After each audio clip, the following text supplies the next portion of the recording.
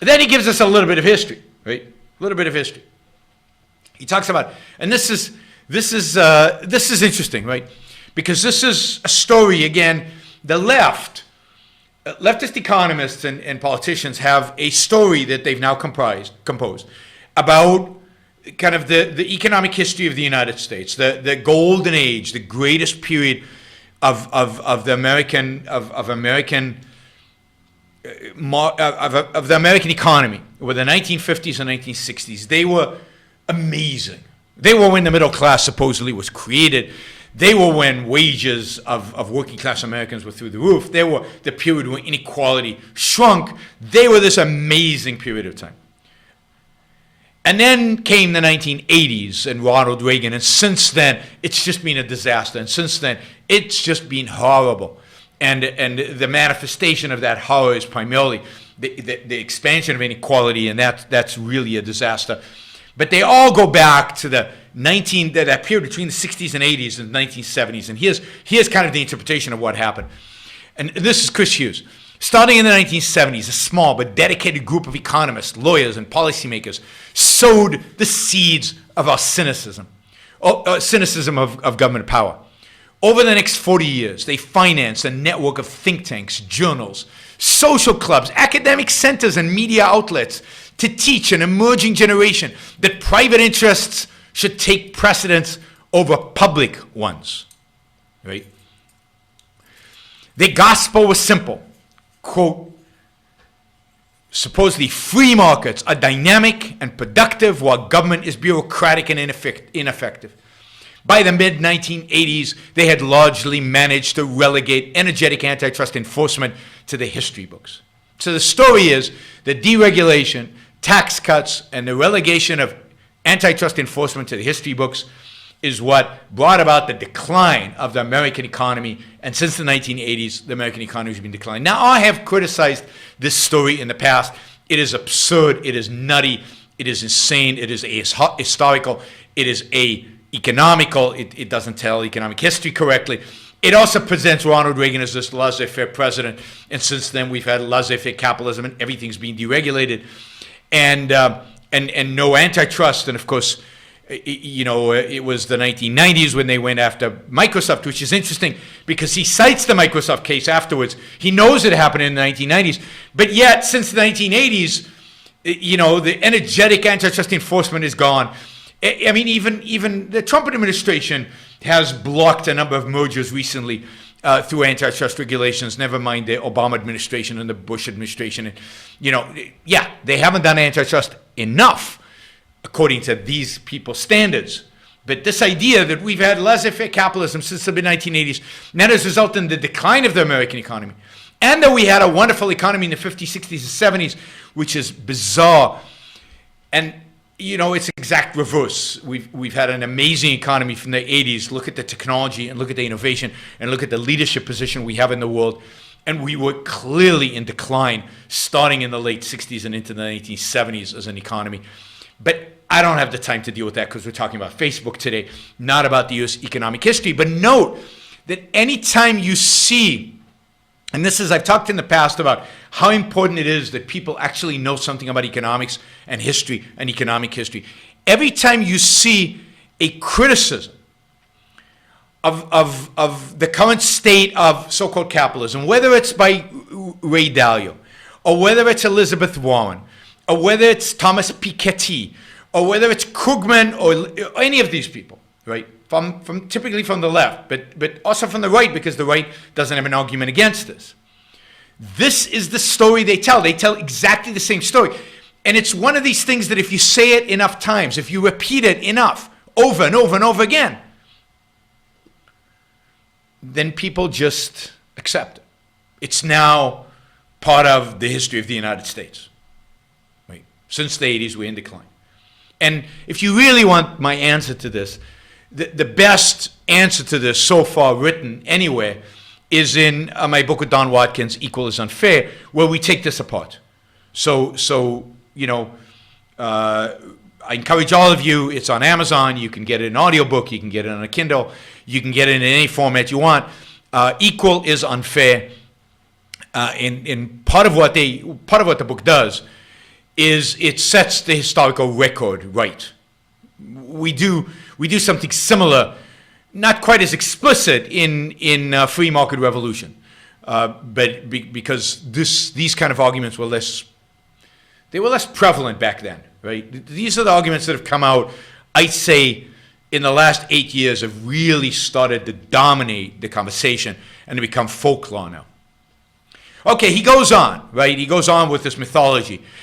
He says, this shift combined with business-friendly tax and regulatory policy, again, this move towards laissez-faire, ushered in a period of mergers and acquisitions that created mega corporations. Now, again, this is a historical, and I have to comment on it, even though it kind of diverts us from Facebook, because it just sets the framework of how these people think and how, if they're willing to lie about the past, then obviously you can't trust anything they say about the present. The 1970s and 60s and 70s were a period of massive amounts of mergers and acquisitions, which led to mega corporations, the big multinational, multi-diversified corporations that landed up inefficient, unproductive, uncompetitive, and were lousy businesses. And what the little bit of deregulation that Reagan did, and what that led to, and what people like Milken facilitated during the 1980s, is the breakup of the mega corporation, is the actual breakup of the conglomerates that dominated American business during the 60s and 70s.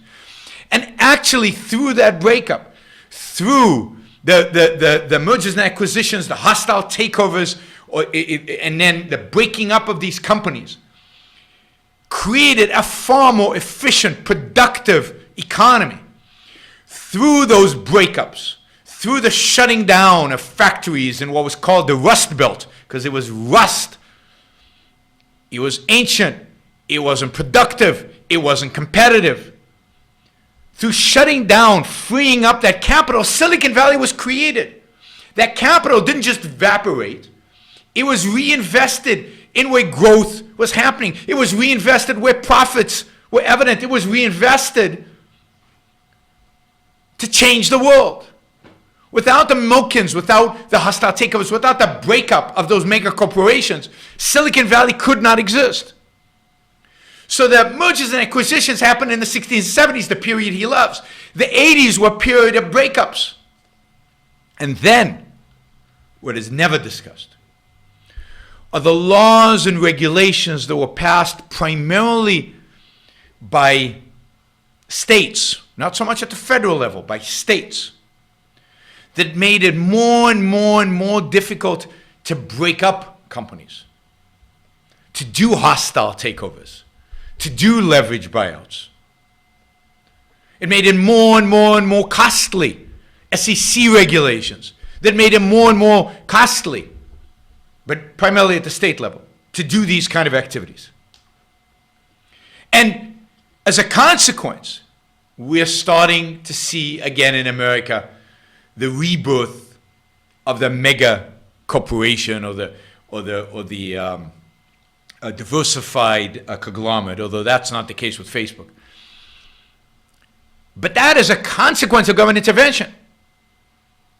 Government intervention is what brings that about. And if those mega corporations, if those conglomerates are inefficient economically, then in a free market what would happen is people would buy them through a hostile takeover and break them apart and make them more efficient. That's the beauty of markets.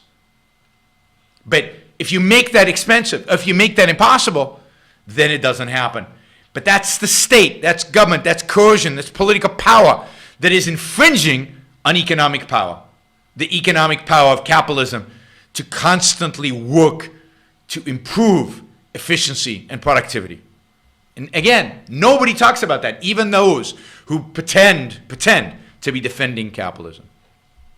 So he says in the past 20 years, more than 75% of American industries, from airlines to pharmaceuticals, have experienced increased concentration, and the average size of public companies has tripled. I don't know if that's inflation adjusted or not. But anyway, yes, there's a reason for that. And the reason for that is the lack of hostile takeovers, the lack of leverage buyouts, the disappearance, the eradication of Michael Milken, the putting Michael Milken in jail, which is what you statists did, has made it impossible, to the extent that American companies are growing too big. I don't know if that's true or not, but to the extent that they're growing too big, it's impossible now to shrink them because the market to shrink them has been outlawed by government, by political power, the power of coercion, the power of the gun. He says that the consequence of this has been a decline in entrepreneurship, stalled productivity growth and higher prices and fewer choices for consumers, which is bizarre. Just bizarre. Prices, particularly where the mega corporations, Apple, Facebook, Google, higher prices? Fewer choices? Really? I mean, again, selectively. So he goes to pharmaceuticals, airlines. Anybody know what the price of airlines was, of flying was before deregulation? I mean, the cost to fly has plummeted, has dropped dramatically. Dramatically. And how do you measure whether pharmaceutical prices have gone up or down? I don't know.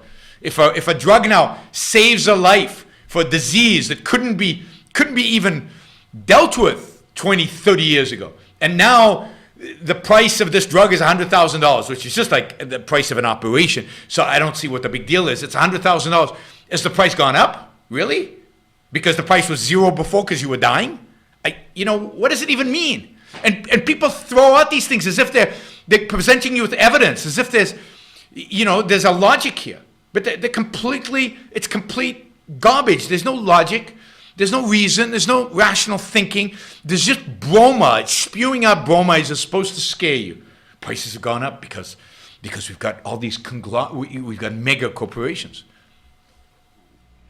You are certainly enough of a political scientist to know that certain movements spring up in reaction to other movements.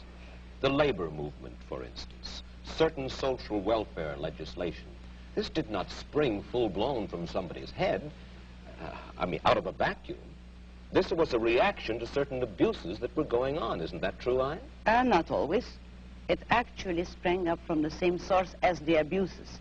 If by abuses you mean the legislation, which originally had been established to help industrialists, which was already a breach of complete free enterprise. If then, in reaction, labor leaders get together to initiate legislation to help labor, that is only acting on the same principle, namely, all parties agreeing that it is proper for the state to legislate in favor of one economic group or another. But what I'm saying is that nobody should have the right, neither employers nor employees, to use state compulsion and force. But when you advocate completely unregulated economic life in which every man works for his own profit, you are asking, in a sense, for a devil-take-the-hindmost, dog-eat-dog society, and one of the main reasons for the growth of government controls was to fight the robber barons, to fight laissez-faire, in which the very people whom you admire the most,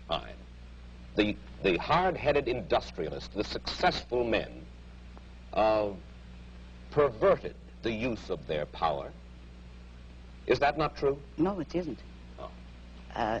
This country was made not by robber barons, but by independent men, by industrialists who succeeded on sheer ability. And having, by ability, I mean without political force, help, or compulsion. But at the same time, there were men, industrialists, who did use government power as a club to help them against competitors. They were the original collectivists. Today, the liberals believe that that same compulsion should be used against the industrialists for the sake of workers. But the basic principle there is, should there be any compulsion? And the regulations are creating robber barons. They are creating capitalists with government help, which is the worst of all economic phenomena.